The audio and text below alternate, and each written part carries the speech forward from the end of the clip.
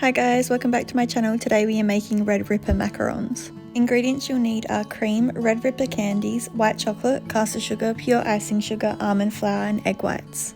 Quantities are listed in the description box below. I have already blended my icing sugar and almond flour together until very fine.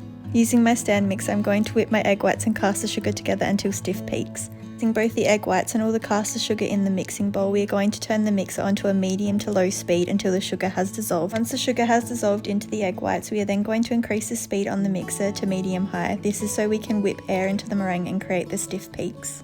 This will take up to 10 minutes to dissolve the sugar and create those stiff peaks in the meringue. Make sure not to rush this process as you need to have a stable meringue.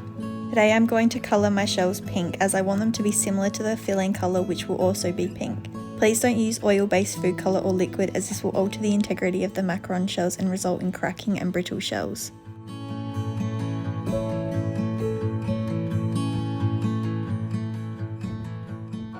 Now the meringue is ready, we are going to do the rest of the recipe by hand using a spatula. This is the process that is called Macaronage. To start, I like to pour in all my almond flour and icing sugar mixture into the meringue and fold that through quite roughly. Once all the dry mixture is incorporated with the meringue, we are now going to continue to fold the batter until it reaches the right consistency for piping.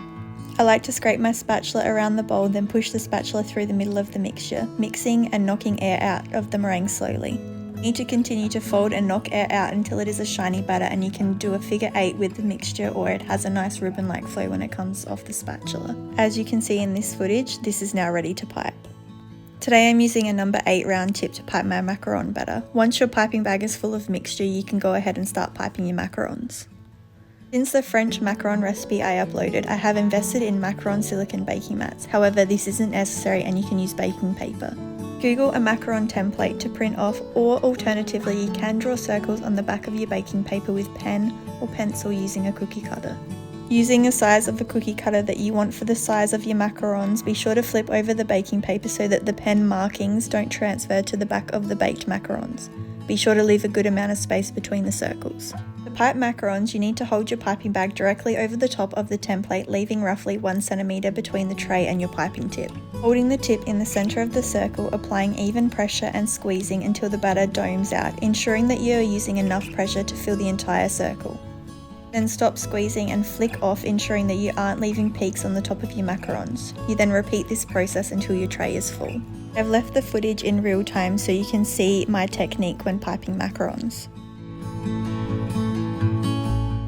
Now the tray is full, I'm going to tap the tray on the bench a few times to help bring any air bubbles to the surface.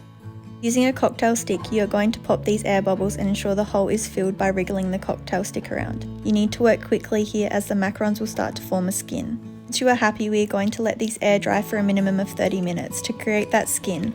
You'll know when they're ready when you can touch the top of the macaron lightly and no batter sticks to your finger. While those are drying, preheat your oven to 140 degrees, no fan force if possible. These will take about 12 to 14 minutes to bake. You can check to see if they are ready by trying to pull the macaron gently off of the tray while they are in the oven to see if it comes away from the baking paper, or if you're using the silicone mats, when you press lightly on the top of the macaron it should feel set and almost firm to the touch. While those bake, I'm going to make today's filling, which is going to be the Red Ripper Ganache. In a small saucepan, add your Red Ripper candies and cream. You're then going to bring that to the boil on the stove, heating up the cream and melting the candy at the same time. All quantities of the ganache will be listed in the description box below. Once the cream and the candies have melted together, I'm going to turn off the heat and add the white chocolate to the saucepan. Ensure the chocolate is covered with the cream mixture so that it will melt evenly. After about 30 seconds, I was able to whisk the ingredients together. Allow that to cool until firm enough to pipe with. Once the macarons are out of the oven and completely cool, I'm going to pair them together. To do this, we will remove all the macarons carefully from the baking paper or silicone mat, whichever you are using. Try and match them up as best as you can. I tend to do this by holding my macaron shells together on the side and making sure that they touch and are similar size and shape. Once I'm happy with my pairs, it's time to fill them. Using a piping bag with no piping tip, I cut off the end and start piping the ganache in the center of the macaron. Once piped with ganache, I sandwich the macaron together, pressing down slightly and making sure the ganache reaches the edges of the macaron shells. There you go, my Red Ripper macaron recipe. I hope you try this recipe out, and if you do, be sure to tag me on Instagram with your creations. This is one of the most popular flavoured macarons that I get requested to make often due to family and friends loving the nostalgic taste of a Red Ripper.